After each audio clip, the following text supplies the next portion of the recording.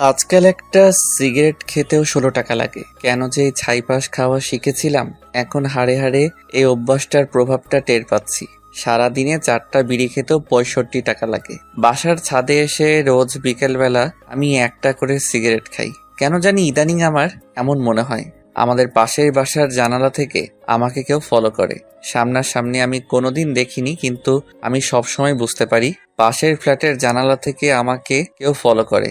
কিন্তু আমার এসবে কিছু যায় আসে না।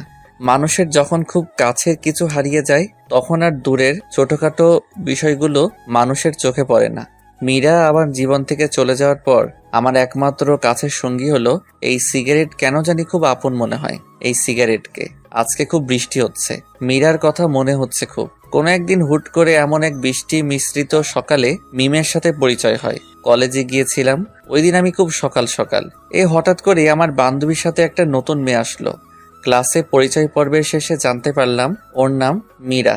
আমাদের ক্লাসে নতুন ভর্তি হয়েছে ট্রান্সফার হয়ে। তখন আয়েশা বলল, মীরা শোন, রবিউল কিন্তু আমাদের ক্লাসের টপার। এই কথা শুনে মীরা আমার দিকে অদ্ভুতভাবে তাকালো। আমি সেই তাকানোর মানেটা বুঝতে পারলাম না। অল্প কিছুদিনের মাঝে আমাদের খুব ভালো বন্ধুত্ব হয়ে গেল। এমন একটা অবস্থা, মীরা আমাকে ছাড়া কিছুই বোঝে না। মীরা আসার আগে আমি কখনোই কলেজ মিস দিতাম না, কিন্তু এখন মাঝে মাঝে কলেজ মীরাকে নিয়ে ফুচকা খেতে যেতে হয়। একদিন হুট করে মীরা আমাকে প্রপোজ করে ফেলে। আমিও বেশি না ভেবে রাজি হয়ে যাই। খুব ভালোই চলছিল আমাদের রিলেশন, কিন্তু সময় যতই গড়াতে লাগলো মীরা আধুনিক হওয়ার স্বভাব বেড়েই যাচ্ছিল। মীরা যে সমস্ত পোশাক পরতো আমার একদম পছন্দ না। এটা নিয়ে মাঝে মাঝেই ঝগড়া হতো। একটু ঝগড়া হলেই মীরা আমার সাথে আর যোগাযোগ করতো না। আমি আগে কল দিয়ে সবসময় সরি বলতাম। মীরার সাথে কথা হতো ফেসবুকে রিলেশনের শুরুতে। মীরার ফেসবুকের পাসওয়ার্ড আমার কাছে ছিল। আমাদের কলেজে একটা নতুন ছেলে ভর্তি হয়। ছেলেটার নাম সাগর। ছেলেটা কলেজে আসতো দামি বাইক নিয়ে। ছেলেটার সাথে মেয়েরা গায়ে পড়ে কথা বলা শুরু করে, এবং মীরাও ব্যতিক্রম কিছু করলো না। ইদানিং মীরা আমার সাথে কলেজে একদম কথা বলে না। একদিন মীরা বলল, শোনো, আমি চাই না কলেজের সবাই আমাদের রিলেশনের বিষয়ে জানুক। তাই এখন থেকে আমি কলেজে তোমার সাথে দূরেই থাকতে চাই। আর তুমিও আমাকে এখন থেকে কলেজের ভেতরে ডাকাডাকি করবে না। আমি মীরার প্রতি খুব দুর্বল ছিলাম। প্রথম প্রেম তো একটু বেশি কাজ করতে হবে। আমিও কলেজ টাইমে মিমকে কিছু বলতাম না। একদিন আমি একটু আগেই কলেজে গিয়েছিলাম। সাধারণত মীরা সবসময় আগেই কলেজে আসতো, কিন্তু আমি ক্লাস শুরু হওয়ার কিছুক্ষণ আগে যেতাম। ওই দিন কলেজে গিয়ে এমন কিছু দেখব তা কল্পনাও করতে পারি নাই। মীরা আর সাগর বকুলতলায় বসে বসে কথা বলছে। শুধু কথা বললে ভুল হবে, একজন হাসতে হাসতে আরেকজনের গায়ের উপর পড়ছে। আমি কোনোভাবেই এটা মানতে পারলাম না। সাথে সাথে কলেজ থেকে চলে আসলাম। ভেতরটা আমার দুমড়ে মুচড়ে যাচ্ছে। মীরা কেমন করে সাগরের মতো ছেলের সাথে এভাবে কথা বলবে? কোনো ধরনের সম্পর্ক ছাড়া এভাবে কেউ কথা বলতে পারে না। তাই ভাবতে লাগলাম। রাতে মীরাকে মেসেজ দিলাম, কিন্তু রিপ্লাই দিচ্ছে না। কল দিলাম, কল ধরছে না। এভাবে কিছুক্ষণ কল দেওয়ার পর ফোন বন্ধ দেখাচ্ছে। আমার তো মাথায় কিছুই ঢুকছে না, কি হচ্ছে আমার সাথে। মীরা আমাকে ব্লক করে দিছে। কিছুক্ষণ ভেবে মীরার ফেসবুক আইডিটা আমি লগ ইন করতে গিয়ে বুঝতে পারলাম মীরা ওর আইডির পাসওয়ার্ডটা পাল্টে নিয়েছে। আমি কোনোভাবেই আর মীরার সাথে যোগাযোগ করতে পারলাম না। পরের দিন কলেজে গিয়ে আমি মীরার সাথে কথা বলার চেষ্টা করলাম। তখন মীরা যা বলল তা সারা জীবন মনে থাকবে। আমার তোমার প্রতি কোনো ফিলিংস কাজ করে না। আমার তোমার সাথে আর থাকা সম্ভব না। আমি তাই আমাদের সম্পর্কটা এখানেই শেষ করতে চাচ্ছি। আজ থেকে তুমি তোমার মতো, আমি আমার মতো।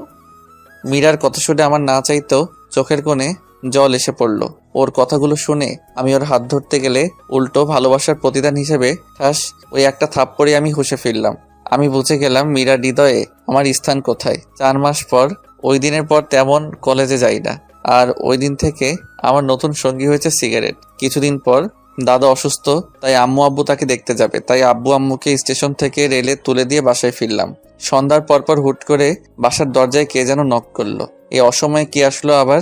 আব্বু আম্মু তো চলেই গেছে, তেমন কেউ তো নেই যে আসবে। দরজা খুলতে আমি পুরো হা হয়ে গেলাম। এ তো মৌ আপু, আমাদের পুরো এলাকার ক্রাশ। আমার থেকে 1 বছর সিনিয়র, যেরকম রাগী আর সেরকম সুন্দরী। আমি তো হা করে তাকিয়ে আছি আপুর দিকে। এই কি রে, তুই হা করে তাকিয়ে আছিস কেন? মুখটা বন্ধ কর, না হলে মশা ঢুকবে গাধা। আর তুই এত বেয়াদব কবে থেকে হলি? আমি আবার বেয়াদব হলাম কবে? তা কাউকে দরজায় দাঁড় করিয়ে রাখাটা কোন ধরনের আদব? সরি আপু, আসো ভিতরে আসো। আসলে তুমি অসময়ে আমার বাসায় দরজায়, তো তাই আমি একটু চমকে গিয়েছি। তা কেমন চলছে তোর দিনকাল? ভালোই চলছে। তোমার কি অবস্থা বলো আপু? আমার আর অবস্থা, দিনে 16 ঘন্টায় বই আর বইয়ের দিকেই তাকিয়ে থাকতে থাকতে চোখ বেচারা এখন একলা চলতে চায় না, সঙ্গী হিসেবে চশমাকে বেছে নিয়েছে। জানিসই তো মেডিকেলে একটু বেশিই চাপ। হুম। তোকে তো আমাদের বাসায় গিয়ে খেয়ে আসতে বলা হয়েছিল, কিন্তু তুই না গিয়ে বাসায় কি করছিস? আসলে আপু, আমার তেমন ক্ষুধা লাগেনি। থাক থাক, আর মিথ্যে বলতে হবে না। তোকে আমি খুব ভালো করেই চিনি, তুই যেই লজ্জা কুমার। নে, এই যে খাবার এনেছি, তুই খেয়ে নে। তুমি কষ্ট করে কেন আনতে গেলে খাবার আপু? আর আপু, তুমি যে হোস্টেল থেকে বাসায় আসছো, আমি তো সেটাই জানি না। আমার কথা কেন জানবে তুমি? তোমার তো জানার অনেক কিছু আছে। হোস্টেলের পরিবেশ খারাপ হওয়ার জন্য আমি 7 দিন পরেই বাসায় চলে আসছি। বাসা থেকে স্কুটি দিয়েই ক্লাস করি, সেটাও তো 1 বছর হয়ে আসলো। আর তুই কি না বলছিস আমি বাসায় কবে আসছি? আচ্ছা, এবার তুই খেয়ে নে। আপু তুমি চলে যাও, আমি পরে খেয়ে নিব। না না না না, তোকে আমার জানা আছে, তুই এখনই খেয়ে নে, আমি টিফিন বাটি নিয়ে যাব। খাওয়ার সময় নানা ধরনের প্রশ্ন করছিল আপু। আচ্ছা, তোকে একটা কথা বলি, বলো। তোর প্রতিদিন কয়টা করে সিগারেট লাগে? আপুর কথা শুনে আমি এত লজ্জা পাচ্ছিলাম যে আমার মুখ দিয়ে কোনো কথা বের হচ্ছিল না। আমি কিছু না বলে চুপ করে আছি। আরে বলে দে। আসলে আপু, মাঝে মাঝে 2-1টা খাই। তুমি প্লিজ বাসায় এসব বলো না। সেটা পরে দেখা যাবে। খাবার খাওয়া শেষে আপুর টিফিন বাটি নিয়ে চলে গেল। শুয়ে শুয়ে ফোনে টুকটাক লেখালেখি করছিলাম, এমন সময় আমার ফোনের পরিচিত টোনটা বেজে উঠল। স্ক্রিনে তাকিয়ে দেখি মৌ আপুর নাম্বার। আমি আপুর নাম্বারটা সেভ করেছিলাম সেই 2 বছর আগে। এই 2 বছরে না কোনো কল এসেছে আপুর থেকে, না আমি কোনোদিন কল করেছি। এবং কি আপুর কাছে যে আমার নাম্বার আছে, এটাই আমি বিশ্বাস করতে পারছি না। কাপা কাপা হাতে ফোনটা রিসিভ করে কানে রাখতেই, কি রে, ফোন রিসিভ করতে এত টাইম লাগে? আসলে আপু আমি ফোন থেকে একটু দূরে ছিলাম। থাক থাক, তোর আর মিথ্যা বলতে হবে না। আমি বুঝি না আপু, আমি মিথ্যা বলতে গেলেই কেমনে ধরে ফেলে। তুই এখন যে অবস্থায় আছিস ওই অবস্থায় আমার বাসার নিচে চলে আয়। কেন? এই, তোর কাছে কিছু শুনতে চাইছি, তুই চলে আয়, 5 মিনিট সময় দিলাম। এত রাত করে কি দরকার? আমি যেমন ছিলাম লুঙ্গি আর টি শার্ট পরে মৌ আপুদের বাসার নিচে গেলাম। কিছুক্ষণ পরে আপু নিচে আসলো। আমার কেমন যেন লাগছিল। আমি সাধারণত লুঙ্গি পরে রাস্তায় বের হই না। আপু তো আমাকে দেখে হাসি শুরু করে দিল। আপুর হাসি দেখে আমার আর বোঝার বাকি রইল না যে আপু আমার লুঙ্গি পরার জন্য হাসছে। হাসছো কেন আপু? আমি কিন্তু চলে যাব তাহলে। তুমি তো বললে আমি যেমন আছি তেমন করে আসতে, আর বললে 5 মিনিটের মাঝে আসতে। তো আমি কেমনে করে এই অল্প সময় আবার কাপড় পাল্টিয়ে আসতাম? আর দেরি করে আসলেই তো বলতে যে বড়দের কথা রাখি না, বেয়াদব হয়েছি। ওরে রে, থাক বাবু, তুমি আর রাগ কইরো না। আপু আমাকে একদম বাবু বলবা না, আমি এখন ছোট না। থাক থাক, আর বলবো না বাবু। আপু এখন কিন্তু আমি চলে যাব। এই, তোর সাহস কিন্তু অনেক বেড়ে গেছে, এখন একটা রিক্সা নিয়ে আয়। এত রাত করে রিক্সা কই পাবো? আমার কিছু অ্যাসাইনমেন্ট কালকে জমা দিতে হবে, আর সেগুলো আমার এক বান্ধবীর বাসা থেকে আনতে হবে। মহা ঝামেলায় পড়ে গেলাম তো। আপু এই রাত করে রিক্সা পাওয়া পসিবল না, তুমি তোমার স্কুটিটা বের করো। যাক, তোর মাথা থেকে জীবনে প্রথম ভালো কোনো আইডিয়া বের হলো। তুই দাঁড়া, আমি 1 মিনিটে স্কুটিটা বের করে নিয়ে আসি। কিছুক্ষণ পর আপু স্কুটিটা নিয়ে বের হলো। আপু একটা কথা বলি? বল। আমি ড্রাইভ করি। আচ্ছা, এই নে ধর। সত্যি বলতে আমি জীবনে কখনো কোনো লেডি বাইকারের পেছনে বসিনি, আর বসতেও চাই না। মেয়ে মানুষের ড্রাইভিং আমি কমফোর্ট ফিল করি না। আমি ড্রাইভ করছি, আপু আমার পেছনে বসে আছে। এলাকা থেকে বের হওয়ার সময় মোড়ের টং দোকানে এলাকার উঠতি বয়সের ছেলেদের চোখ আমাদের এড়ালো না। সবাই হা করে তাকিয়েছিল।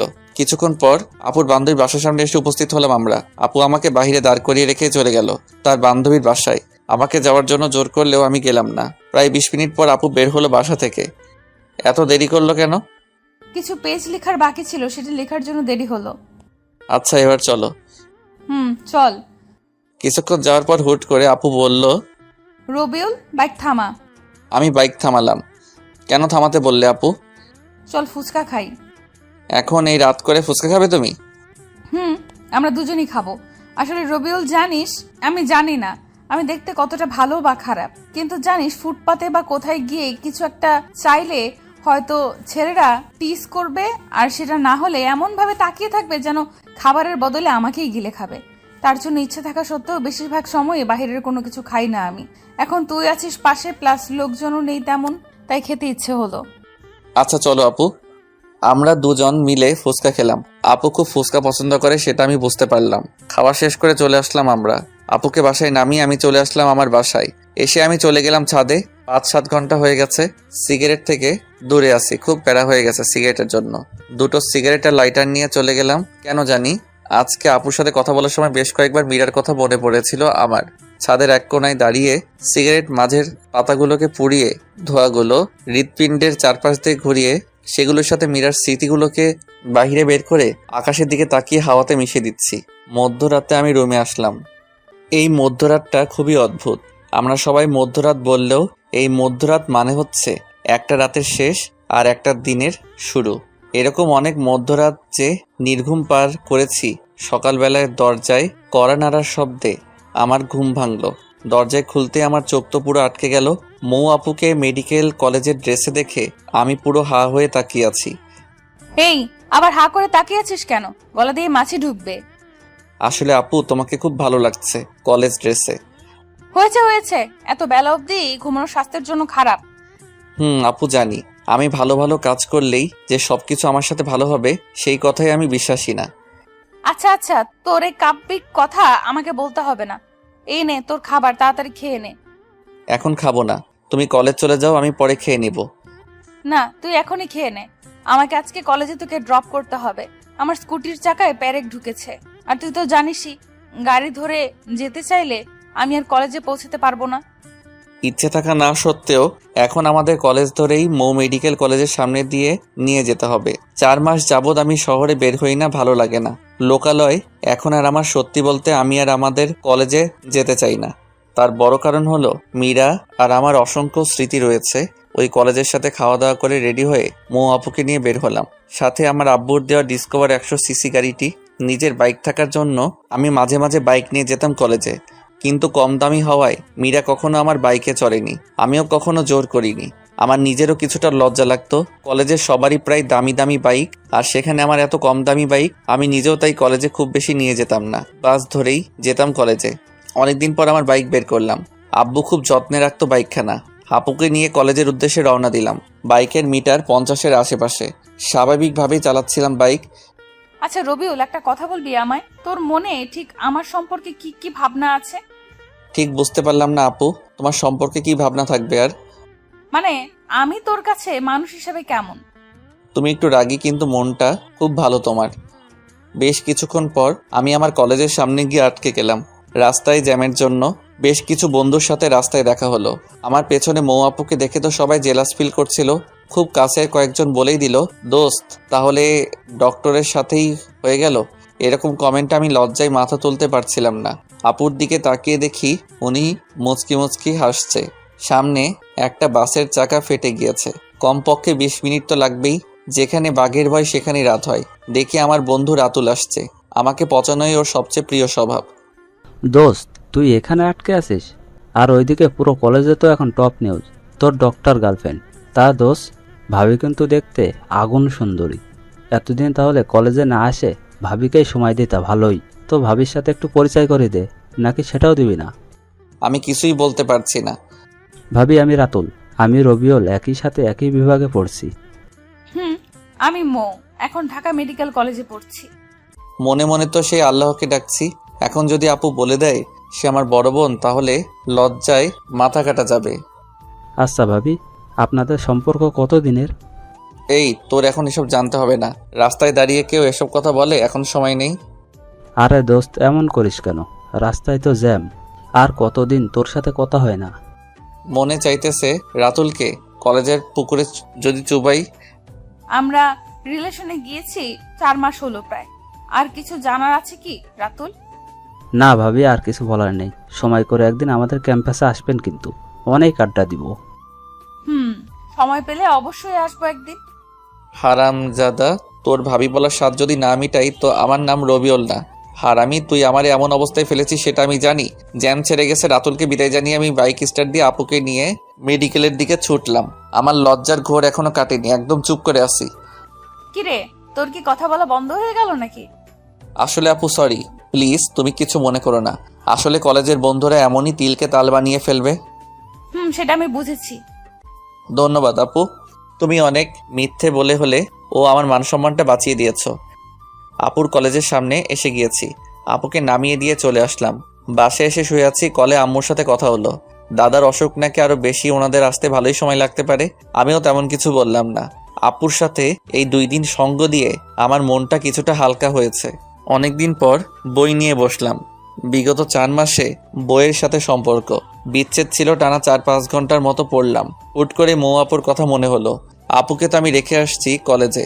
আপু যদি আসার সময় গাড়িতে করে আসতে চায় তাহলে অনেকগুলো বাস পাল্টিয়ে আসতে হবে, অনেক টাইম লেগে যাবে। কেন যেন আমার অবচেতন মনের কথা শুনে আমি বাইক নিয়ে চলে গেলাম আপুকে নিয়ে আসার জন্য।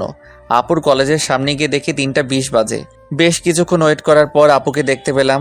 আপু কিছুটা দূর থেকে আমাকে দেখে একটা তৃপ্তির হাসি দিল। আপুর হয়তো আমাকে দেখে অবাক হলো। কিরে, আবার কি মনে করে এসেছিস? কেন, এসে কি তোমাকে ঝামেলায় ফেললাম নাকি? আমি কি তোকে বলেছি নাকি তুই এসে আমায় ঝামেলায় দিয়ে ফেলেছিস? তুই অনেক দায়িত্বশীল হয়ে গেছিস দেখা যায়। আপুকে নিয়ে আসার সময় আপু বাইক থামিয়ে হোটেলে খাবারও খাওয়ালো আমায়। আপু হয়তো আমার চেহারা দেখেই বুঝেছিল আমি দুপুরে খাবার খাইনি। যদিও আমি বাহিরের খাবার খুব একটা খাই না, কিন্তু আপুর জোরাজোরিতে তবুও খেতে হলো। আপুকে বাসার সামনে নামিয়ে দিয়ে আমি চলে আসলাম বাসায়। সারা দিনটা ভালোই কাটলো। অনেকদিন পর একটা সম্পূর্ণ দিন ভালো কাটলো। সন্ধ্যার পরপরই পড়তে বসলাম। রাত 9টার দিকে কলিং বেলের শব্দ। ক্রিং ক্রিং। আপু আসছে। আপু টিফিনের বাটিটা আমার হাতে দিয়ে বলল, যা তাড়াতাড়ি আগে গরম গরম খাবার খেয়ে নে। আপু প্রতিদিনই আমার প্রিয় প্রিয় খাবার রান্না হয় নাকি তোমাদের বাসায়? আরে সেরকম না, কাকতালীয় ভাবেই হয়তো তোর প্রিয় খাবারগুলি রান্না হচ্ছে আমাদের বাসায়। আমিও ব্যাপারটা সিরিয়াস ভাবে নিয়ে খাওয়া শুরু করলাম। অর্ধেক খাওয়ার পর তাকিয়ে ভদ্রতার খাতিরে আপুকে জিজ্ঞাসা করলাম, তুমি খেয়েছো রাতের খাবার? না, আমি খাইনি। আমি একটু লেট করেই খাই রাতের বেলা। বলো কি, তোমাকে বসিয়ে রেখে আমি খেয়ে যাচ্ছি? এত খাবার আমি এমনিতেও খেতে পারবো না, আসো দুজন মিলে খাই। না, তুই খেয়ে নে। কি হবে খেলে? ছোটকালে তো অনেকবার দুজন মিলে খেয়েছি আমরা। আমার সবকিছুই ভালোভাবে মনে আছে ছোটকালের। আসো আপু, আমি তোমাকে খাওয়াই দেই। আপু না করলো না, এগিয়ে আসলো আমার দিকে। আমি আপুকে খাইয়ে দিলাম। যদিও আমি আমার লাইফে কাউকে কখনো খাওয়াই দেই নাই, তাই আমার একটু কষ্ট হচ্ছিল। আপু সেটা ঠিকই বুঝতে পারলো। রবিউল, তোর বউটা খুব ভাগ্যবতী হবে দেখিস, তোকে অনেক ভালোবাসবে। আপুর কথা শুনে লজ্জা পেলাম আমি খুব। খাওয়া শেষ করে আমি আর আপু আরো বেশ কিছুক্ষণ গল্প করলাম। গল্প করতে করতে ঘড়ির দিকে তাকিয়ে দেখি 11টা বেজে গিয়েছে। আপু, অনেক রাত হয়ে গিয়েছে, চলো তোমাকে তোমার বাসায় দিয়ে আসি। আপুকে বাসায় দিয়ে পর্যন্ত পৌঁছে দিতে গিয়ে কাকা কাকির সাথে দেখা হলো। কেমন আছো রবিউল তুমি? ভালো আছি। আপনারা কেমন আছেন? এই তো বাবা, আছি ভালোই। তুমি একদমই তো ভুলেই গিয়েছো আমাদের। ছোটকালে সারা দিন থাকতে, মুয়ের সাথে এখন বড় হয়ে বছরে একটাবার আসতে পারো না। আমরা তো তোমাকে নিজের ছেলের মতোই দেখি। আসলে কাকি তেমন না, পড়াশোনার চাপে আমি বাসা ছেড়ে খুব কম বের হই। আর বোঝাতে হবে না, আজকে রাতে এখানেই থাকো। বাসায় তো কেউ নেই, আর বাসায় যেতে হবে না। এমনভাবে বলল কাকি, আমি না করেও কাজ হলো না। একটু ফ্রেশ হয়ে শুয়ে পড়লাম। ঘুম ঘুম ভাব হতেই আপু আসলো রুমে। কিরে, তুই দরজা না লাগিয়ে ঘুমিয়েছিস? দরজা লাগানোর কথা মনে ছিল না? তো কি মনে করে তুমি এই রুমে? কিছু মনে করে না, দেখতে আসলাম তোর ঘুম হচ্ছে কিনা। এই রুমে মশারিও নেই, তাই কয়েল নিয়ে আসলাম। ধন্যবাদ আপু। অল্প অল্প মশাই কামড়াচ্ছে। মৌ আপু মুখ ধুয়ে আসছে, কানের পাশটায় বিন্দু বিন্দু পানি গড়িয়ে পড়ছে। আমি লুকিয়ে দেখতে লাগলাম আপুকে, কিন্তু যা হবার তাই হলো। আপুর চোখে ধরা খেলাম। কিরে, তুই হা করে কি দেখছিস? কই? কিছু না, খুব চালাক হয়েছিস তাই না? মোটেও চালাক না আমি। আপু খুব বোকাশোকা ছেলে আমি। গল্প করতে করতে একসময় আপু সোফাতেই ঘুমিয়ে পড়লো। আমি কয়েকবার ডাক দেওয়ার পরও ঘুম ভাঙলো না। খুব ইনোসেন্ট লাগছিল আপুকে। আমি আর আপুর ঘুম ভাঙাতে পারলাম না। একটা চাদর দিয়ে দিলাম আপুর উপর দিয়ে। আমিও বিছানায় শুয়েছিলাম। কখন যে ঘুমিয়ে গিয়েছে জানি না। খুব ভোরবেলাতে আপুর ডাকে ঘুম ভাঙলো। এই তাড়াতাড়ি উঠে পড়, আর এই নে তোর জন্য চা। কাপটা হাতে নিয়ে ঘুম ঘুম চোখে একটা চুমুক দিতেই চোখ থেকে সকল ঘুম নিমিষেই উধাও। আপু খুব সুন্দর হয়েছে। চা কে বানিয়েছে? চা কে আর বানাবে, আমিই বানিয়েছি। তুমি এত ভালো করে চা বানাতে পারো? এই তোকে মিথ্যা সান্ত্বনা দিতে হবে না, তাড়াতাড়ি চা খেয়ে নিয়ে ফ্রেশ হয়ে খাওয়ার টেবিলে আয়। আমি চাটা অনেক সময় নিয়ে খেলাম, ফ্রেশ হয়ে চলে গেলাম। খাবার টেবিলে টুকটাক কথা হলো কাকা কাকির সাথে। আমাদের রান্না কি খেতে পারছো বাবা? কাকি খুব ভালো হয়েছে রান্না। মই রান্না করছে কয়েকদিন যাবত, তাই জিজ্ঞাসা করলাম আর কি। খাওয়া দাওয়া শেষ করে আমি আপুর থেকে বিদায় নিয়ে বাসায় চলে আসলাম। 9টার দিকে আপুর কল আসলো। আসসালামু আলাইকুম আপু। ওয়ালাইকুম সালাম, কি করছিস? বসে আছি। আমাকে একটু কলেজে রেখে আসবি? আমার স্কুটি তো ঠিক করা হয়নি, আজকে আমার 11:30 থেকে ক্লাস। আচ্ছা, একসাথেই যাবনি। ওকে, তুই যখন বের হবি তখন আমায় কল দিস, তাহলেই হবে। আচ্ছা আপু। কিছুক্ষণ পর রেডি হয়ে বাইক নিয়ে চলে গেলাম আপুর বাসার নিচে। কল দিয়ে আপুকে আসতে বললাম। কিছুক্ষণ পরে আপু এসে উপস্থিত হলো। তারপর আপুকে নিয়ে রওনা দিলাম। মনে মনে গান গাইতে ইচ্ছে করছিল, এই পথ যদি শেষ না হয় তবে আপু কেমন হবে তুমি বলো তো। এই বাকিটা তো আর মনে নাই, মনে না থাকাই ভালো। আপু এই গান শুনলে চলন্ত বেঁকে আমার গলা টিপে ধরবে। আমি ক্লাস 7-এ পড়ি, আপু পড়তো 8-এ। আপুর সাথে আমি স্কুলে যেতাম। ছোটবেলাতে আপু আর আমি সবসময় একসাথে স্কুলে যেতাম। হাই স্কুল জীবন থেকে আপুর পেছনে এলাকার বিভিন্ন ছেলেরা ঘুরতো। আমাদের এলাকার সিনিয়র এক ভাই ছিল। ভাই টুকটাক পলিটিক্স করতো, এলাকায় খুব প্রভাব ছিল, তার জন্য সবাই ভয় পেত কম বেশি। ভাইয়ার নাম ছিল আকাশ। উনি আপুকে ওই সময় খুব পছন্দ করত। প্রতিদিনই স্কুলে যাওয়া আর আসার সময় আপুর জন্য রাস্তায় দাঁড়িয়ে থাকতো। এভাবে 6 মাস চলে যায়। বেচারা ভাইয়ার জন্য ওই ছোট বয়সে আমারই মায়া জন্মে গিয়েছিল। একদিন সাহস করে আপুকে প্রপোজ করে ভাইয়া। আপু সরাসরি কোনো ভনিতা না করে জানিয়ে দেয় আপু কোনো রিলেশনশিপে যেতে পারবে না, কিন্তু ভাইয়া তবুও হাল না ছেড়ে আপুকে ফলো করত। একদিন আবারও কথা বলার জন্য আপুকে ডাক দেয়। আপু ওই দিন না দাঁড়িয়ে হাঁটা শুরু করতে গেলে ভাইয়া আপুকে থামানোর জন্য আপুর হাত ধরার চেষ্টা করে, আর সাথে সাথে আপু দাঁড়িয়ে স্যান্ডেল খোলে। আকাশ ভাইয়ার গালে বিদ্যুৎ গতিতে 5-7 বার জোতা দিয়ে মারল। পরে বিষয়টা এত ভাইরাল হয় যে আকাশ ভাইয়া লজ্জায় এলাকা ছেড়ে প্রবাসে পাড়ি জমায়। আমার কলেজের সামনে এসে আমি বাইক থামালাম। আপু তুমি এখানেই দাঁড়াও, আমার কলেজে একটু কাজ আছে, তা শেষ করে আসছি। আচ্ছা। কলেজে এসেছি আমাদের ডিপার্টমেন্ট প্রধান সালাম স্যারের সাথে দেখা করতে। ক্লাস টপার হওয়ার জন্য স্যার আমাকে খুব আদর করতো আর শাসনও করতো খুব। মীরার বিষয়টা জানার পর স্যার নিজেই আমাকে কলেজে আসতে মানা করেছিল, কারণ স্যার খুব ভালো করেই জানতো কলেজে আসলেই মীরা আর সাগরকে একসাথে দেখে আমার অবস্থা দিন দিন খারাপই হতো। সত্যি বলতে ক্যাম্পাসে সবাই জানতো কম বেশি ভালোবাসায় কতটা সিরিয়াস ছিলাম। স্যারের চেম্বারে গিয়ে দেখি স্যার নেই। অফিস সহকারীর সাথে কথা বলে জানতে পারলাম স্যার আমাদের ক্লাসে ক্লাস নিচ্ছে। আমি আমাদের ক্লাসের সামনে গেলাম, খুব নার্ভাস লাগছে, হয়তো অনেকদিন পর মীরার সাথে দেখা হবে। দরজা খুলে স্যার আসতে পারি? আসো। আসসালামু আলাইকুম স্যার। ওয়ালাইকুম আসসালাম। কেমন আছো তুমি? ভালো আছি স্যার, আপনার সাথে কিছু কথা আছে। আচ্ছা, আমার ক্লাস শেষ, তুমি আমার রুমে আসো। তারপর স্যারের সাথে কলেজের ব্যাপারে কিছু কথা ছিল, সেগুলো বলে চলে আসলাম আপুর কাছে। তারপর আপুকে নিয়ে কলেজে নামিয়ে দিলাম। ধন্যবাদ, সাবধানে যাবে বুঝলি, আমাকে মেসেজ দিস পৌঁছে। আমি বাধ্য ছেলের মতো মাথা নেড়ে চলে আসলাম। বাসায় এসে আপুকে একটা কল দিয়ে জানিয়ে দিলাম আপুর সাথে কথা বলে কেমন যেন একটা শান্তি পাই। এই শান্তিটার মানে কি সেটা আমি জানি না। বিকেলে আবার আপুর কল। কি রে রবিউল, কি করতেছিলি? তেমন কিছু না আপু। কাজ না থাকলে আমায় একটু নিতে আসতে পারবি? আমি আসছি। আপুকে নিতে গেলাম। আপুর কথা ভাবতে ভাবতে বাইক চালিয়ে যাচ্ছিলাম। হুট করে আচমকা রাস্তায় কুকুর এসে পড়লো। আমার বাইকের সামনে যা হবার তাই হলো। ব্যালেন্স ঠিক রাখতে পারলাম না, রাস্তার পাশের একটা বড় গাছের সাথে ধাক্কা খেলাম। তারপর আর কিছুই মনে নাই। চোখ খোলার পর নিজেকে হসপিটালে আবিষ্কার করলাম। উপর দিকে তাকিয়ে দেখি আমার হাত ব্যান্ডেজ করে ঝুলানো রয়েছে। ভালো করে চারপাশে তাকাতেই দেখি মৌ আপু আমার মাথার পাশে বসে কান্না করছে। আপু আমার চোখ খুলতে দেখেই চোখের জল মুছলো। কান্না করছো কেন আপু? আমার কিছুই হয়নি, ঠিক আছে আমি। আমি তোকে আসতে না বললে কিছুই হতো না, সরি, তুই আমাকে মাফ করে দে। আপু তুমি পাগলের মতো কী সব বলছো? আসলে রাস্তায় হুট করে মাঝপথে কুকুর এসে যায়। কুকুর বাঁচাতে গিয়ে আমি ব্যালেন্স হারিয়ে ফেলি। একটু পরেই ডক্টর আসলো। ডক্টর আসার পর বুঝতে পারলাম আমার ডান হাতের হাড় ভেঙে গিয়েছে। আমাকে হসপিটালে আনছে কে আপু? আমি যতদূর জানি একটা গাড়ির ড্রাইভার তোকে পৌঁছে দিয়েছে, আর তোর ফোনের আমার নাম্বার প্রথমে থাকায় আমাকে কল দিয়ে জানায়। তারপর আমি আসছি। আমি এসে রাতুলকে কল দিছি, তারপর রাতুলও আসছে। আচ্ছা আপু, তুমি রাতুলকে কেন কল দিচ্ছ? এখন তো দিলেই আমায় বিপদে ফেলে। রাতুলের সামনে যদি তোমাকে আপু আপু করে বলি তাহলে কলেজে আমার যেটুকু সম্মান আছে তার সবটুকু নিলাম করে দিবেও। জানো না তো আপু, তুমি রাতুল থাকেই আমাকে পচানোর জন্য সবসময়। প্লিজ আপু, রাতুলকে বুঝতে দিও না যে তুমি আমার বড় আপু। প্লিজ আপু। আচ্ছা আচ্ছা, সে আমি দেখছি, কিন্তু বাবু তুমি আমাকে আপু বইলো না আবার রাতুলের সামনে। আমাকে আপুর সাথে কথা বলতে শুনেই রাতুল ভেতরে আসলো। কিরে দোস্ত, তুই কি ভাবিকে নিয়ে স্বপ্ন দেখতে দেখতে বাইক চালানো শুরু করেছিলি নাকি? সামান্য কুকুরের সাথে ধাক্কা লেগে এই অবস্থা? বড় কোনো গাড়ি থাকলে তো কথাই ছিল না। হারামি, তুই কি আমাকে দেখতে এসেছিস নাকি আমাকে আরো খোঁচাতে এসেছিস? আরে না দোস্ত। আস্তে শোন, ডক্টরের সাথে কথা বল, দেখ কি বলে। আমি বাসায় চলে যাব। এখানে থাকলে আমার দম বন্ধ হয়ে আসবে। তোর দম বন্ধ হলেও 7 দিনের আগে রিলিজ দিবে না। কোনোভাবেই শরীরের অনেক জায়গায় কেটে গিয়েছে। যেখানে বাঘের ভয় সেখানে রাত হয়। আমার সবচেয়ে অপছন্দের জায়গা হলো হসপিটাল। আচ্ছা তুই থাক দোস্ত, আমি সন্ধ্যার দিকে আসবো আবার তোদের জন্য খাবার নিয়ে। আরে ভাই, তোর খাবার আনতে হবে না, তুই ফ্রি থাকলেই এমনিই আসিস।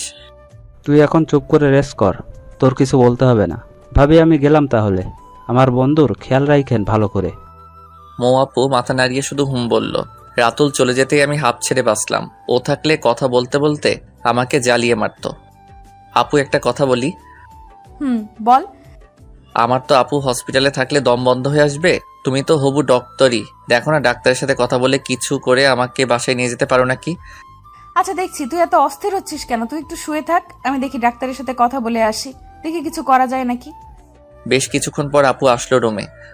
রবিউল, আমি ডক্টরের সাথে কথা বলছি। আমি মেডিকেলের ছাত্রী হওয়ায় ডক্টর তোকে ছাড়পত্র দিতে রাজি হয়েছে, কিন্তু 7 দিন তোর নার্স হিসাবে আমাকে তোর পাশে থাকতে হবে। ও আচ্ছা, তাহলে থাক, আমি এখানেই থাকি। তোমার পড়াশোনায় অনেক ক্ষতি হয়ে যাবে। এই তুই কি আমার থেকে বেশি বুঝিস নাকি? আমার পড়ার কথা তোর ভাবতে হবে না। তারপর আপু আমার প্রেসক্রিপশনটা নিয়ে গেল কিছু ইনজেকশন আর ওষুধ আনার জন্য। আপু যাওয়ার 2 মিনিট পরই আচমকা মীরা এসে উপস্থিত। মীরাকে দেখে আমার বিরক্ত লাগছে। কেমন আছো? কি করে হলো এসব? বলেই তো ন্যাকা কান্না শুরু করে দিল। এই নাটকের তো আমি কোনো মানে বুঝতে পারলাম না। আমার মুখ দিয়ে কোনো কথা বের হচ্ছিল না। মীরার সাথে কথা বলার জন্য আমার ভেতরে কোনো কথা নেই। এমন সময় মৌ আপু এসে পড়ল। আপুকে দেখে মীরা আমার শরীর ধরে কান্না করছিল। মৌ আপুর দিকে তাকাতেই দেখি আপুর মুখটা কালো হয়ে গিয়েছে। আপু পুরো একটা বিব্রতকর অবস্থায় পড়ে গেল। রবিউল, কে উনি তোমার? কেউ না তেমন, আমাদের ক্লাসেই পড়ে। আমার কথা শুনে এক মুহূর্তেই মীরার কান্না থেমে গেল। তেমন কিছু না বলে আপু আর আমার থেকে বিদায় নিয়ে চলে গেল। আমি কিছুতেই হিসাব মেলাতে পারতেছি না। মীরা কেন আসলো হসপিটাল? এটা কি আমাকে নিয়ে মীরার নতুন কোনো গেম? মীরা চলে যাওয়ার পর আমি আর আপু একটা সিএনজি করে আপুদের বাসায় চলে আসলাম। আপুর চোখের দিকে আমি তাকাতেই পারছি না। একটু পরপরই আপুর চোখ দিয়ে জল পড়ছে। আপু প্লিজ, তুমি আর কান্না করো না। তুমি এভাবে যদি কান্না করো তাহলে আমি একটু সুস্থ হব না। আপু চোখের জল মুছে জোর করে হাসার চেষ্টা করলো আপু। কিছুক্ষণের মধ্যে বাসায় পৌঁছলাম, কিন্তু হাত ভাঙা থাকায় খাওয়া নিয়ে বাজলো বিপত্তি। আমি চামিচ দিয়েও ভাত তুলতে পারছিলাম না। পুরো হাতই শক্ত করে ব্যান্ডেজ করা। বাধ্য হয়ে আপু আমাকে খাওয়াই দিচ্ছিল। আপু, তুমি এত ভালো করে খাওয়াই দিতে শিখলে কই থেকে? এর আগে কাকে কাকে খাওয়াইছো? আমার লাইফের ফার্স্ট কাউকে আমি নিজের হাতে খাইয়ে দিতেছি, বুঝলি? বুঝেছি আপু। কি বুঝলি? এটাই যে আপু তুমি সব বিষয়ে পারফেক্ট একজন মানুষ। আপু একটা কথা বলি। বল। তোমার বিএফ নেই? আছে আমার বিএফ। আপুর বিএফ আছে, এই কথাটা শুনে আমার ভেতরটা নাড়া দিয়ে উঠল। আপু আমি আর খাবো না, আমার পেট ভরে গিয়েছে। আপু চলে গেল প্লেট রেখে আসতে। বুঝলাম না, আপুকে তো আমি ভালোবাসি না, তাহলে আপুর বিএফ আছে এটা শুনে আমার কষ্ট হচ্ছে কেন? তবে কি আমি আপুর প্রেমে পড়ে গিয়েছি? না, এসব ভাবাও ঠিক না। আপু কিছুক্ষণ পর রুমে আসলো। কিরে রবিউল, মন খারাপ নাকি তোর? একটু মন খারাপ। আব্বু আম্মুর কথা মনে পড়েছে। ও আচ্ছা, তুই শুয়ে শুয়ে বিশ্রাম নে, তাহলে কোনো কিছু লাগলে আমাকে ডাক দিস। আমার কিছু পড়া আছে, আমি পড়তে বসবো। আচ্ছা আপু, যাও তুমি। আর শোনো আপু, কাকা কাকিকে বলো তারা যেন আমার অ্যাক্সিডেন্টের কথা আব্বু আম্মুকে না জানায়। শুধু শুধু চিন্তা করবে। আচ্ছা সেটা আমি এখন বলে দিচ্ছি, তুই বিশ্রাম কর। আপু চলে গেল। আপু যাওয়ার সাথে সাথেই কেমন যেন শূন্যতা অনুভব করছি।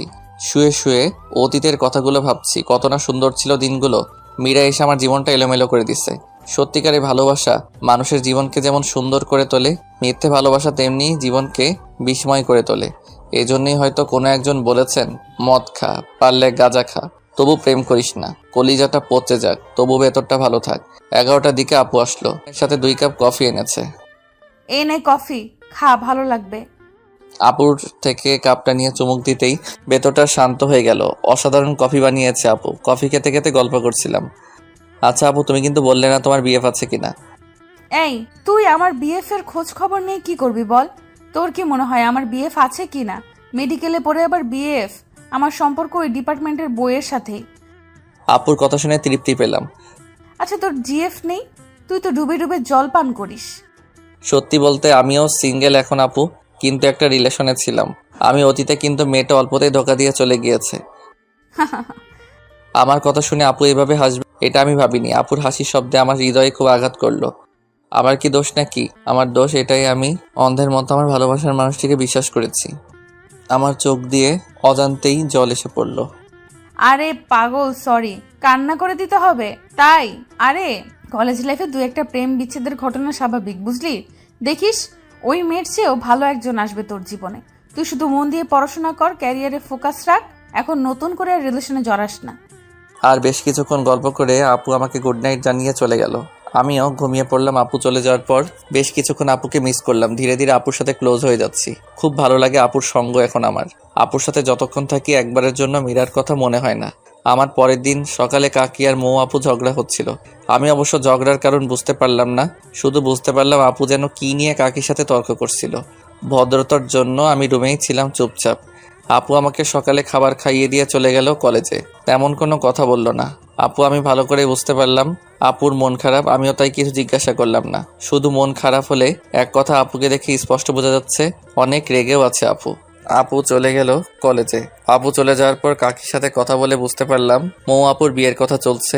বিয়ের অনেক আগে থেকেই ঠিক, কিন্তু আপুর জন্য হয়নি। এসএসসি থেকে কাকা কাকি জোর করছে বিয়ের জন্য, কিন্তু আপু পড়াশোনার অজুহাত দেখিয়ে 3 বছর যাবৎ বিয়েটা আটকে রেখেছে। যে ছেলের সাথে বিয়ে ঠিক সে আপুর খালাতো ভাই, আমেরিকান প্রবাসী। বিয়ের পর হয়তো আপুকেও সাথে করে নিয়ে যাবে। আপুকে আমেরিকার একটা মেডিকেলে ভর্তিরও ব্যবস্থা করে দিবে। কাকির সাথে কথা বললে আমার ভেতর থেকে যেন শক্তি হারিয়ে গেল।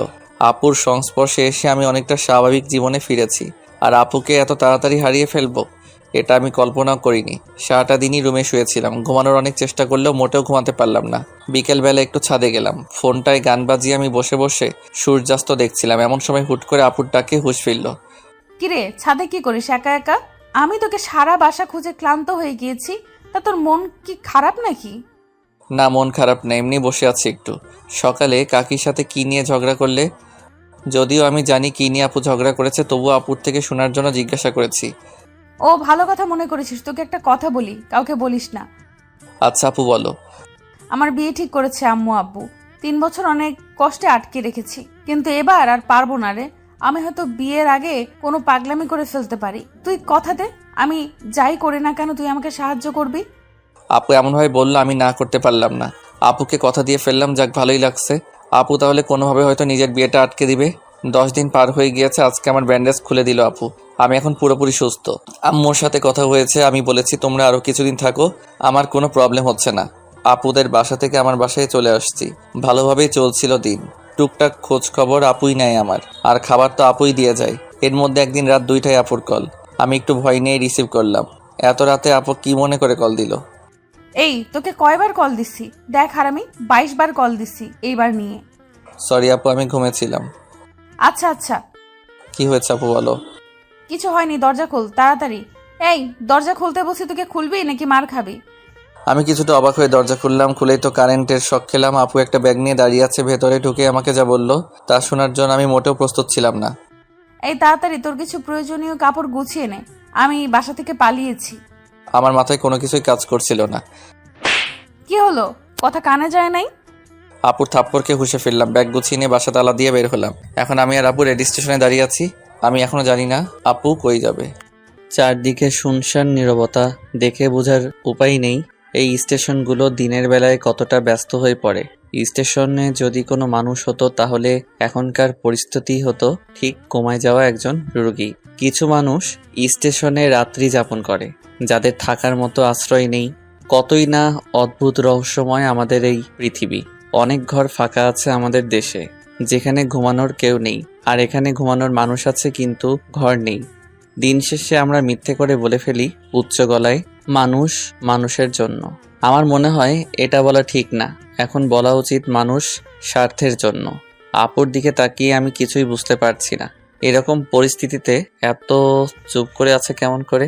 আপুর ডাকে কিছুটা হকচকিয়ে গেলাম। রবিউল, বলো আপু। এই শোন, সবার আগে তুই আমাকে এই আপু বলাটা অফ করে রাখ। যেভাবে আপু আপু করিস মানুষের সামনে না আবার বিপদে ফেলে দেস। আপুর কথার আগামাথা কিছুই বুঝলাম না। আপু বললে আবার কিসের বিপদ হবে? আমি না বুঝে ইশারায় মাথা নাড়ালাম। আপু টিকিট কাউন্টার থেকে টিকিট কেটে নিল। আমি একদম চুপ করে আছি। এই নে, টিকিটগুলো তোর কাছে রাখ। টিকিট হাতে নিয়ে বুঝতে পারলাম আমরা সিলেট যাচ্ছি। ঘড়ির দিকে তাকিয়ে দেখি 3:40 বাজে। রেল আসবে 3:55-তে, আর এই স্টেশন থেকে ছেড়ে যাবে ঠিক 4টায়। আপু, তোমার প্ল্যানিংয়ের কিছু তো বললে না। 2 ঘন্টা যাবত তোমার সাথেই আছি শুধু। শোন, এখন কোনো কথা নয়, রেলে চড়ার পর আমি সব বলবো। আমি শুধু মাথা নাড়ালাম। আমরা দুজনে মিলে রেলে চড়লাম। আমরা ভিআইপি কামরায় উঠেছি। আমরা বাদে পুরো কামরাই, কয়েকজন কাপল বাদে পুরো কামরাই ফাঁকা ছিল। একটা হুইসেল দিয়ে চালু হলো রেল। রেল চালু হতে আপু মনে হয় হাঁপ ছেড়ে বাঁচলো। আচ্ছা আপু, এখন বলো তোমার পুরো প্ল্যান কি? তুই তো কিছুটা জেনেছিলি আগেই। আম্মু আর আব্বু আমার উপর জিদ করে কোনো ধরনের অনুষ্ঠান না করে আজকে আমাকে বিয়ে দিয়ে দিত। আমি রাজি না হলে জোর করেই দিত বিয়ে আজকে। আমি কোনো উপায় না পেয়ে রাতে বাসা থেকে লুকিয়ে চলে আসছি। তাড়াহুড়োতে মাথায় বুদ্ধিতে আসেনি, আর তোকে কল দিয়েও পেলাম না। কত চিন্তা হলো আমার জানিস। যখন তুই কল রিসিভ করছিলি না, তখন একেবারে জন্য মনে হচ্ছিল তুই কল না ধরলে নিজেই নিজের একটা ক্ষতি করে ফেলবো। আল্লাহর রহমতে তুই 22 বারে রিসিভ করে ফেলেছিস। সরি আপু, আসলে আমি ঘুমিয়েছি 1টার দিকে, আর তুমি কল দিছো 2টার দিকে, তাই ধরতে পারিনি। আচ্ছা ঠিক আছে, সরি বলতে হবে না। তোর আসার সময় প্রয়োজনীয় কিছু কাপড় নিয়ে আসছি সাথে করে, আর আমার কাছে ক্যাশ টাকা ছিল 50,000, সেগুলো নিয়ে আসছি। টিউশনি করে জমিয়েছিলাম টাকাগুলো। কমপক্ষে 1 মাস বাসায় যেতে পারবো না। আমি বাসায় গেলেই বিয়ে কনফার্ম। আমি যতদূর জানি ভাইয়ার ছুটি 1 মাসের মতো। ভাইয়া চলে যাওয়ার পরেই আমি বাসায় যাব। এই 1 মাস আমরা সিলেট থাকবো। এখন তোর কোনো আইডিয়া বা পরামর্শ থাকলে আমায় দে। আপু, তুমি তোমার ফোনের সিম খুলে ফেলে দাও, আর আমিও আমার সিম খুলে ফেলছি। সিম খুলে ফেললাম কেন আমরা? আসলে আপু, তুমি তো জানোই তোমার আব্বু কত প্রভাবশালী লোক। হয়তো কাল থেকেই পুলিশের মাধ্যমে তোমাকে খোঁজা শুরু করবে। তখন এই সিম থাকলে আমরা খুব সহজেই ধরা খেয়ে যাব। তুই আসলে একটা জিনিয়াস। আপু, আমাকে জিনিয়াস বলাতে আমি খুব খুশি হলাম, কিন্তু প্রকাশ করলাম না। রেল চলছে তার আপন গতিতে। আপুর 2 চোখ ভরে প্রচন্ড ঘুম। 30 মিনিট পার হতে না হতেই আপু ঘুমিয়ে গেল। আমার কাঁধে মাথা রেখেছে। কেন জানি বিষয়টাতে আমি খুব শান্তি পেলাম। পুরোটা জার্নিতে আপু ঘুমিয়েছে আমার কাঁধে মাথা রেখে। ঘুম থেকে উঠে একটাবার ধন্যবাদও দিল না। আপু মানুষ কত নিষ্ঠুর। আপুর এই ঘুমের জন্য আমি 6 ঘন্টা টানা একভাবে বসেছিলাম। নড়াচড়া করার ফলে যদি আপুর ঘুম ভেঙে যায়, এই জন্য স্থির ছিলাম। 10টার দিকে আমরা সিলেট শহরে নামলাম। ঢাকার মতো এত ব্যস্ত না, সিলেট নগরী অনেক পরিষ্কার পরিচ্ছন্ন। দেখেই মনটা ভালো লাগলো। অনেকদিন যাবৎ ঢাকায় ধুলোবালি, জ্যাম আর গাড়ির হর্নে জীবনটা একটা জেলখানা হয়ে গিয়েছিল। অনেকদিন পর মুক্ত লাগছিল নিজেকে। আপু শোনো, আমরা আপাতত কারোর সাথে যোগাযোগ করব না, কারণ আমাদের পরিচিত কারোর সাথে যোগাযোগ করলে পুলিশ সেই সূত্রের মাধ্যমে আমাদের ঠিক বের করে ফেলবে। আচ্ছা করব না, এখন প্লিজ চল কোনো হোটেলে, আমার খুব ক্ষুধা লেগেছে। চলো। আমি আর আপু একটা হোটেলে গিয়ে কিছু খাবার খেয়ে নিলাম। খাওয়া দাওয়া করে আমরা কিছু হোটেলে যোগাযোগ করলাম থাকার জায়গায় ব্যবস্থা করার জন্য, কিন্তু কোনোভাবেই সেটা পারলাম না। ব্যবস্থা করতে হোটেলে স্বামী স্ত্রী ব্যতীত এলাও না। পুরো বিপদে পড়ে গেলাম। চুপ করে বসে আছি আমি আর আপু একটা গাছের পাশে। আমার খুব চিন্তা লাগছিল, রাত হলেই বিপদ বেড়ে যাবে। এর মাঝে আমি আর আপু স্বামী স্ত্রীর পরিচয়ে বাসাও ভাড়া করতে চেষ্টা করছি, কিন্তু হয়নি। সেই চেষ্টা সফল। সবারই এক কথা, বিয়ের ডকুমেন্ট ছাড়া কিংবা কারো রেফারেন্স ছাড়া বাসা ভাড়া দেওয়া হবে না। হুট করে আপু বলে উঠলো, পেয়ে গিয়েছি আইডিয়া, চল তাড়াতাড়ি। কোথায় যাব? কিছু না বলেই বলছো যেতে? কাজী অফিস যাব আমরা। এখন বিয়ে করে নিব, তারপর একটা বাসা ভাড়া নিব। এত ঝামেলা যেতে পারবো না। কি মেয়েরে, আল্লাহ সামান্য বাসা ভাড়া নেওয়ার জন্য বিয়ে করে নিবে? তুমি এই বাসা ভাড়া নেওয়ার জন্য এখন বিয়ে করবে? কেন, তুই কি ভয় পাচ্ছিস নাকি? ঢাকা গিয়ে আমি তোকে ডিভোর্স দিয়ে দিব, কেউ জানবেও না। বিয়ের কথা শুনে অবাক হলেও কিছুটা ভালো লাগলে ও ডিভোর্স শব্দটা শুনে কেমন যেন শূন্যতা অনুভব করলাম। ভয় পাওয়ার কি আছে, তুমি যা ভালো মনে করো। চল। একটা রিক্সা করে কাজী অফিসে গেলাম আমরা। কিছু ঝামেলা ছিল সাক্ষীর, কিন্তু টাকা কিছু বেশি দেওয়াতে সব ঠিকঠাকই হলো। সব কাজ শেষ করে আমরা বিয়ের ডকুমেন্ট নিয়ে একটা বাসাও ভাড়া করে নিলাম। বাড়িওয়ালা 2জন বৃদ্ধ আর বৃদ্ধা আমাদের বিয়ে কতদিন যাবত হয়েছে জিজ্ঞাসা করলো। আপু বুদ্ধি করে কিছু মিথ্যা লাগিয়ে বলল, আমরা লুকিয়ে বিয়ে করেছি আজকেই। আর কিছু ইমোশনাল কথা বলাতে বাড়িওয়ালা রাজি হয়ে গেল। আমরা অগ্রিম মাসের ভাড়া দিয়ে রুমে উঠলাম। আর শোন বাবারা, এই রুমে আগে 2 জন থাকতো। 6 মাস থাকার পর বাসা ভাড়া না দিয়ে চলে যায়, কিন্তু যাওয়ার সময় সব রেখেই চলে যায়। তোমরা এগুলো ব্যবহার করতে পারো। যাক, খুব ভালো হলো। বিছানা থেকে শুরু করে রান্নার প্রয়োজনীয় সবই আছে। মেঘনা চাইতেই জল। আপিও খুব খুশি হলো। বাড়িওয়ালা চলে গেল। আমি আর আপু বিছানায় বসে আছি। না চাইতেও আমার চোখ দিয়ে জল এসে পড়ছে। কি থেকে কি হয়ে গেল। সত্যি বলতে আমার বিয়ে নিয়ে অন্যরকম একটা স্বপ্ন ছিল। সামান্য কিছু সুবিধার জন্য বিয়ে করতে হলো, অথচ কালেমা থেকে কবুল বলা সবই কতটা দামি। কিরে তুই কান্না করছিস কেন? কই কান্না করছি না, চোখে হয়তো ধুলো গিয়েছে। আচ্ছা তুই রুমে থাক, তাহলে আমি ফ্রেশ হয়ে আসি। আপু চলে গেল ফ্রেশ হতে। আমি বিছানায় বসে বসে ভাবছি, আজকের রাতটা আমার বাসর রাত। আপু গোসল করে আসছে, আপুর ভেজা চুলগুলো একটা তোয়ালে দিয়ে বাঁধা, কানের পাশে কিছু চুল থেকে টপ টপ করে পানি পড়ছিল। আপুকে এই অবস্থায় দেখে আমি পুরো শক খেলাম। কিরে তুই কি দেখিস অমন করে? মনে হয় আজকেই তুই প্রথম দেখছিস আমায়। যা গোসল করে আয়। যাচ্ছি। আমি গোসল করে আসলাম, এসে দেখি আপু তার চুল ছেড়ে দিয়েছে শুকানোর জন্য। আপুর এত বড় চুল আমি তো বুঝতেই পারিনি।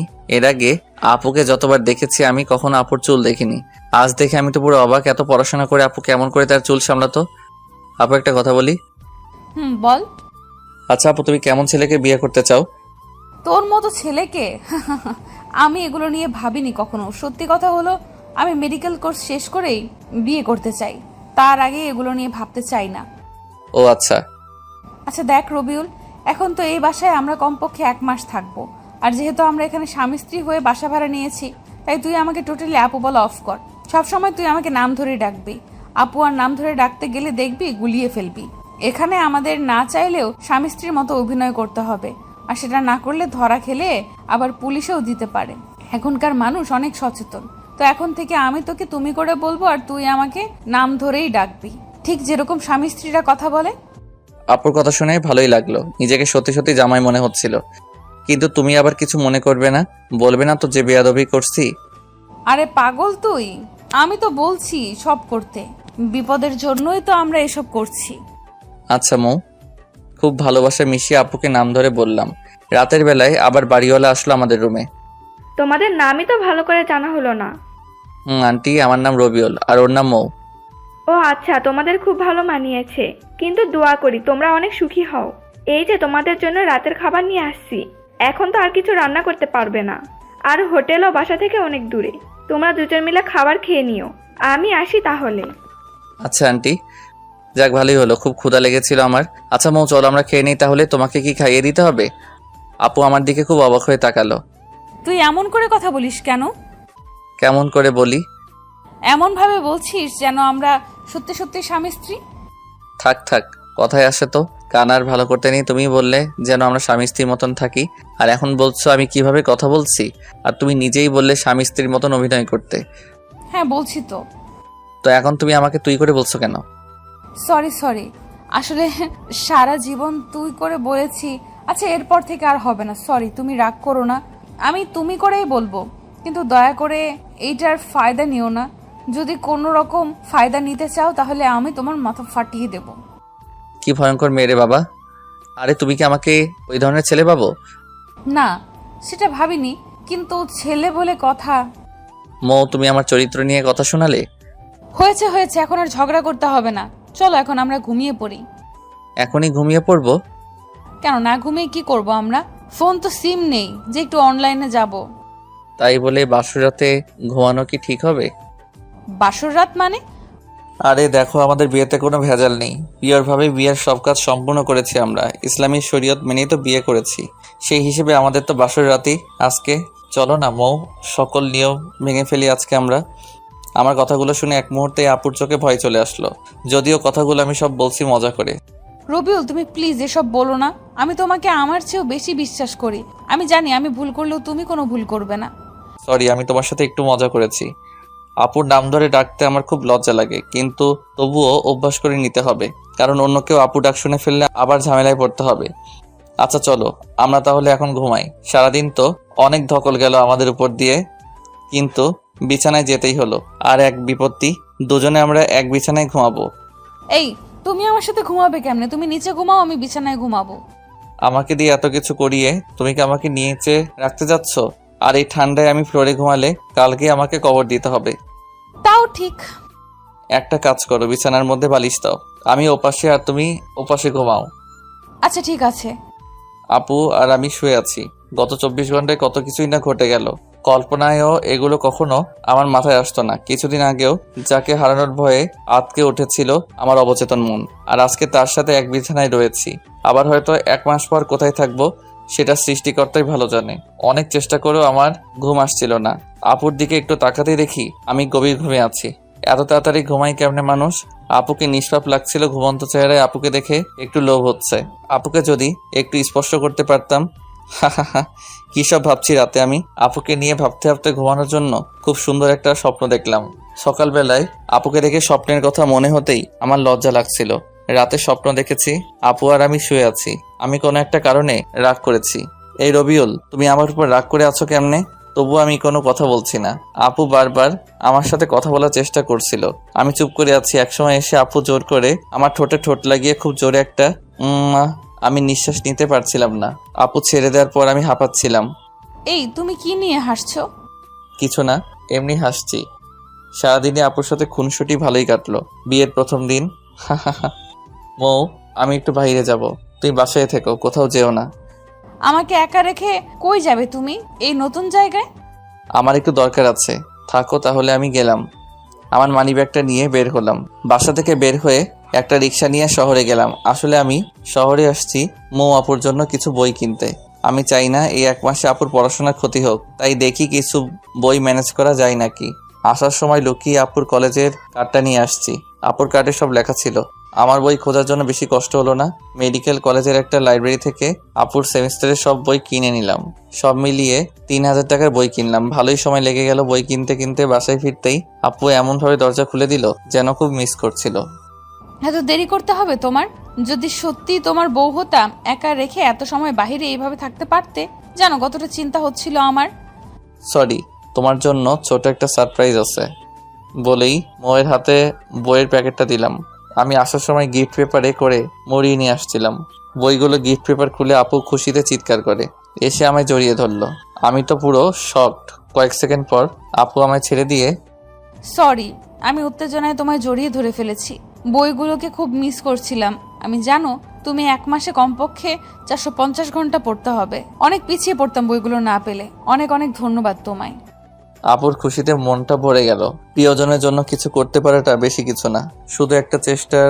এভাবে কিছুদিন চলে গেল। আপুর সাথে সম্পর্কটা অনেক বন্ধুত্বে রূপ নিয়েছে। খুব ভালো বোঝাপড়া আমাদের মধ্যে। এখন আর আপুকে আপু বলতে ভালো লাগে না, নাম ধরেই ডাকতে বেশি ভালো লাগে। বন্ধুত্বে নাম ধরেই ডাকে সবাই, আর আমরাও এটাই করেছি। সিলেট এসেছি 20 দিন হলো। এর মাঝে আমি আমার আম্মুকে কল দিয়ে বলেছি সবকিছু। আম্মু প্রথমে রাগ করলেও পরে বুঝিয়ে বলার পর শান্ত হয়েছে। তোমার ভাবতে অবাক লাগে না? কি ভাবতে অবাক লাগবে?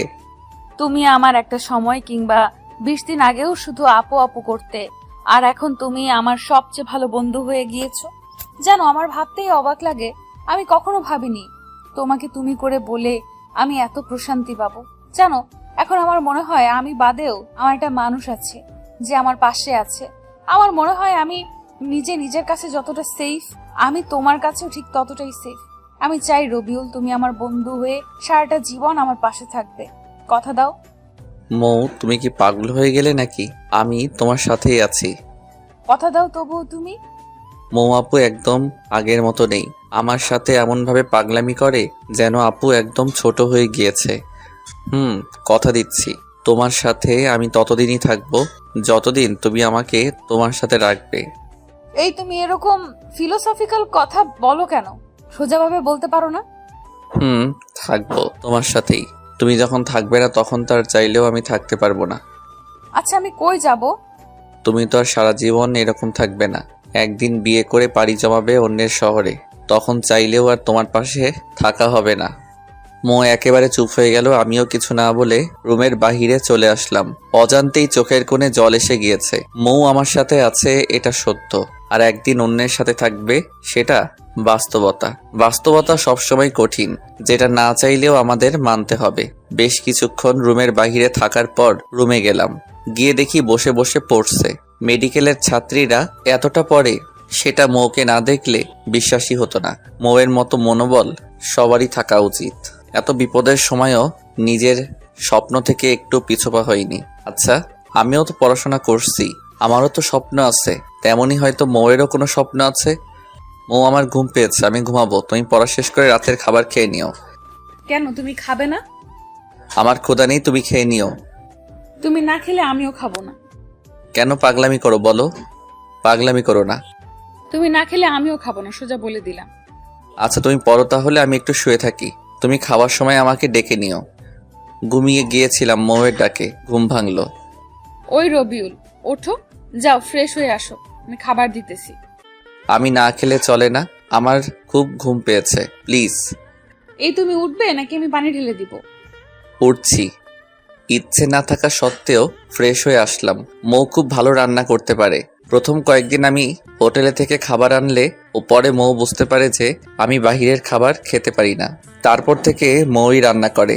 খাওয়া দাওয়া শেষ করে আমি আর মৌ একসাথে ঘুমিয়ে পড়লাম। সকালে মৌয়ের ডাকে ঘুম ভাঙলো। রবিউল, ওঠো, ফ্রেশ হয়ে আসো, আজকে কিছু কেনাকাটা করতে হবে আমার। আমি ফ্রেশ হয়ে আসলাম।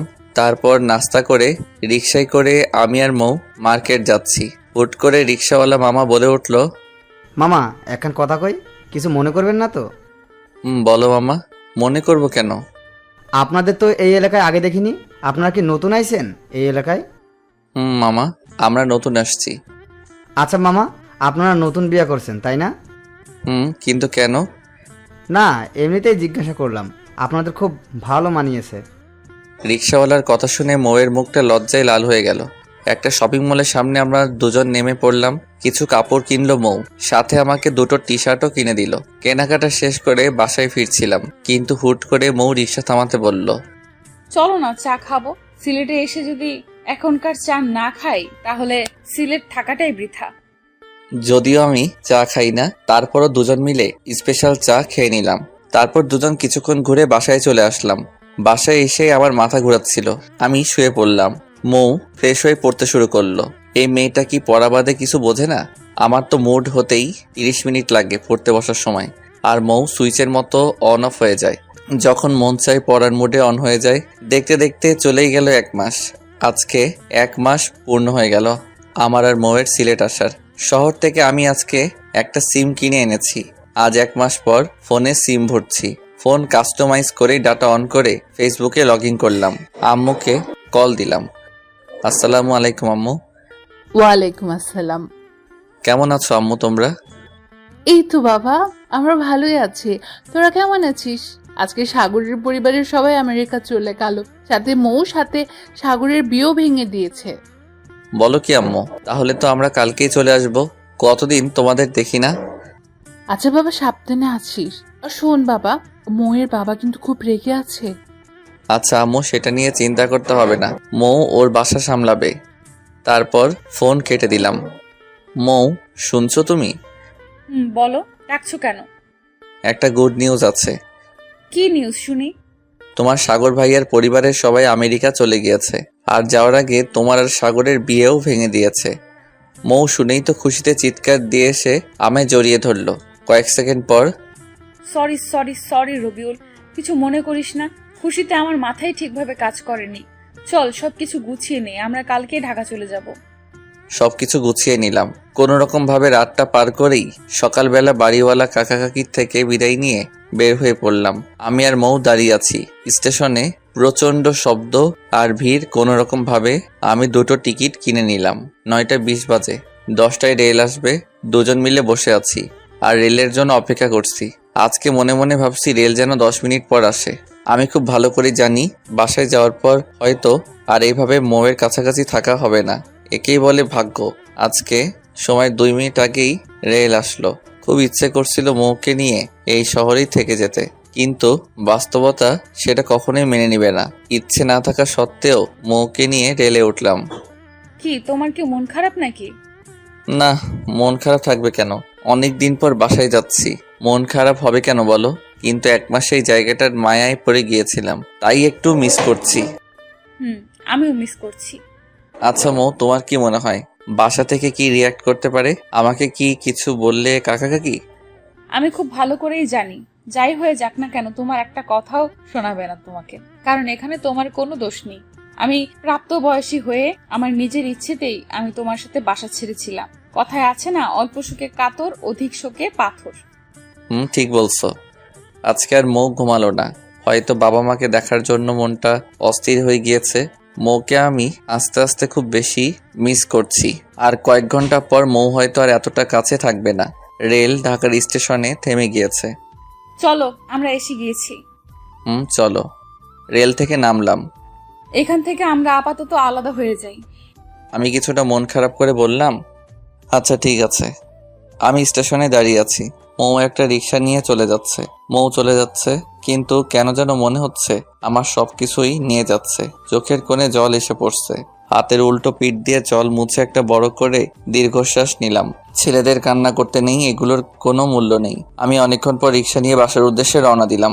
বাসায় আসতে আম্মু এসে আমাকে জড়িয়ে ধরে কান্না করে দিল। তুই কেমনে আমাদের ছেড়ে এতদিন ছিলি জানিস? আমি আর তোর বাবা কত চিন্তা করেছি। আমি আমার ভুলটা বুঝতে পারলাম। প্রত্যেকটা সন্তান তার বাবা মায়ের কাছে কতটা প্রিয় সেটা হয়তোবা আমরা বাবা কিংবা মা না হওয়া অব্দি বুঝতে পারবো না। অনেকদিন পর বাবা মার সাথে রাতের খাবার খেলাম। পৃথিবীতে যত রান্নাই হোক না কেন, মায়ের হাতের রান্নার উপরে কিছুই নেই। খুব তৃপ্তি নিয়ে খেলাম। খাওয়া দাওয়া করে রুমে চলে আসলাম। মনে মনে মৌয়ের উপর খুব রাগ লাগছে। মেয়েটা কতটা স্বার্থপর, একটা কলও দিল না। আর আমি কিনা এই মেয়েটার জন্য 1 মাস বাসা ছেড়ে দিলাম। খুব রাগ লাগছিল মৌয়ের উপর। আমি রুমে শুয়েছিলাম। একটু পরেই বাসায় কথার শব্দ শুনতে পেলাম। কোনো আত্মীয় আসছে হয়তোবা, কিন্তু সেদিকে আমার কোনো মাথা ব্যথা নেই। একটু পর আমাকে আম্মু এসে ডাক দিল। আমি গিয়ে দেখি মৌয়ের আব্বু আম্মু আসছে। আচ্ছা বাবা রবিউল, তুমি অন্তত একবার বলতে পারতে নাকি? আমরা তো তোমাদের বাবা মায়ের মতোই। আমি তো কাকার কথার কিছুই বুঝতে পারছি না। কি বলছেন কাকা? আমি কিছুই বুঝতে পারছি না। হয়েছে বাবা, যা হওয়ার তো হয়েই গিয়েছে। এখন আর ওইসব নিয়ে কথা বলে কিচ্ছু যাবে আসবে না। তো বিআই সাহেব বলেন, কবে বিয়ের ডেট দিবেন? আমরা কিন্তু একটুও দেরি করতে চাচ্ছি না। আর রবিউলের সাথে বিয়ে হলেও অনেক ভালো হবে। সারা জীবন আমাদের সাথেই কাছেই থাকতে পারবে। আচ্ছা বিআই, তাহলে দেরি করতে হবে না। আর আগামী শুক্রবারই বিয়ের তারিখ, তাহলে ঠিক রইল। আচ্ছা বিআই সাহেব, আমরা তাহলে এখন উঠি। উঠবেন মানে মিষ্টি মুখ না করে কোথাও যেতে পারবেন না। কই গো রবিউলের আম্মু, দাও বিআইনকে মিষ্টি দাও। মৌয়ের বাবা মা চলে গেল। কিছুই বুঝতে পারছি না কি হচ্ছে এসব। 10 মিনিট পরেই মৌ আমাকে কল দিল। সরি, আমি তোকে আর কল দিয়ে কিছুই বলতে পারিনি। বলবো কেমন করে বল? বাসায় এসে দেখে আব্বু আম্মু আবার নতুন করে তোর সাথে বিয়ে নিয়ে কথা বলছে। আমি না করতেও বাজারে চলে গিয়েছে। বাজার থেকে মিষ্টি কিনে নিয়ে এসেছে। তোমাদের বাসায় নাকি যাবে বিয়ে নিয়ে কথা বলার জন্য। কাকা কাকি আসছিল, আমাকে কিছু বলার সুযোগই দিল না। বিয়ের তারিখ ঠিক করে চলে গেল। বলো কি তুমি? তোমার বাবা মাও রাজি হয়ে গিয়েছে, তুমি কিছু বলো নাই কেন? আমি আর কি বলবো, আমার কাছে কেউ তো কিছুই শুনলই না। আচ্ছা, তুমি একটু কাল আমার সাথে দেখা করতে পারবে? পারবো। কোথায়, কখন? বিকেলে 4টায় লেক পারে চলে এসো। মৌ কলটা রেখে দিতেই আমি তো লুঙ্গি ড্যান্স দেওয়া শুরু করে দিলাম। মেঘনা চাইতেই বৃষ্টি। এখন মৌ যত যাই করুক, আমি কোনোভাবে ওর বিয়ে ভাঙতে পারবো না। ও সরি, ওর বিয়ে বলতে আমাদের বিয়ে। হি হি হি। এর আগে মৌয়ের বিয়ে ভাঙতে হেল্প করছি আমি, কিন্তু এখন আর মৌয়ের বিয়ে ভাঙার মতো কেউ নাই।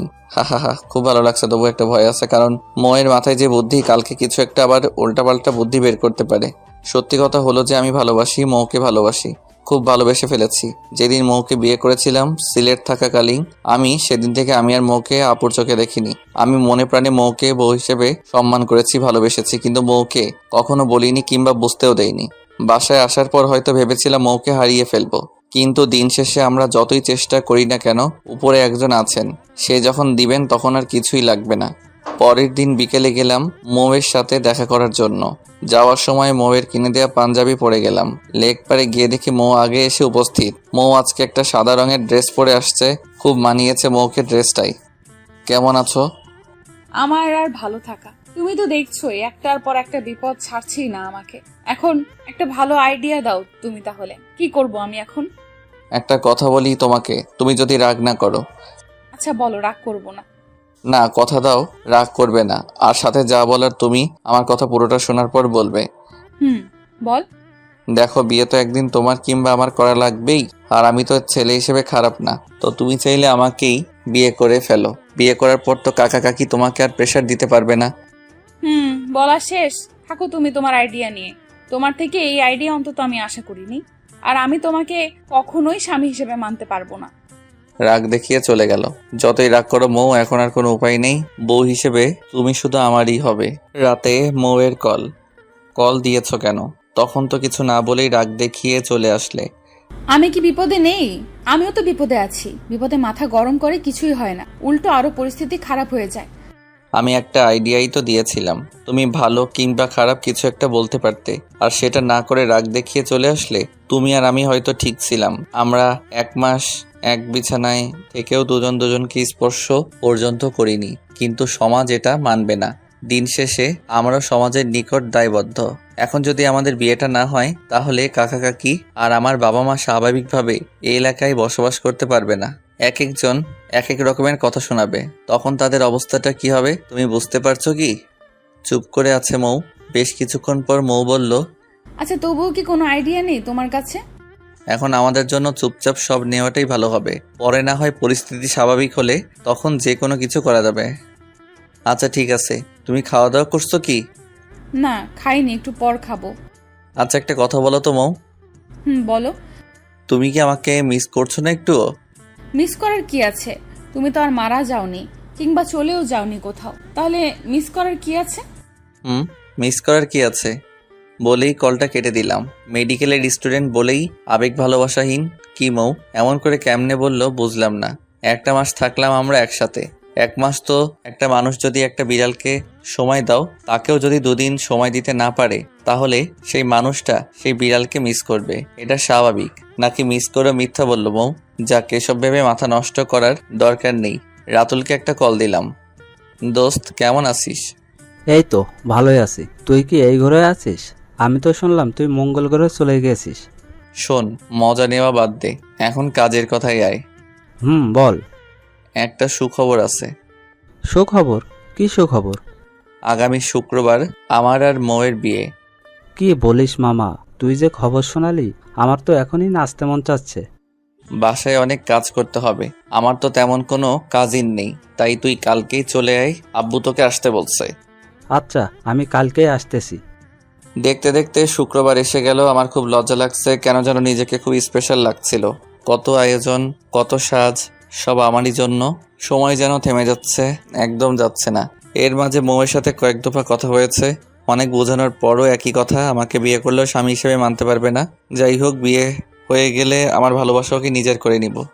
মৌ আবার পালাতে চেয়েছিল, তাতে বুঝতে পারছি সুখ আর শোক একসাথে পেতে চলেছি। সব আয়োজন শেষ করে দ্বিতীয়বারের মতো কবুল বলছি। মনে মনে খুব হাসছি, 2 বার বিয়ে করে ফেললাম।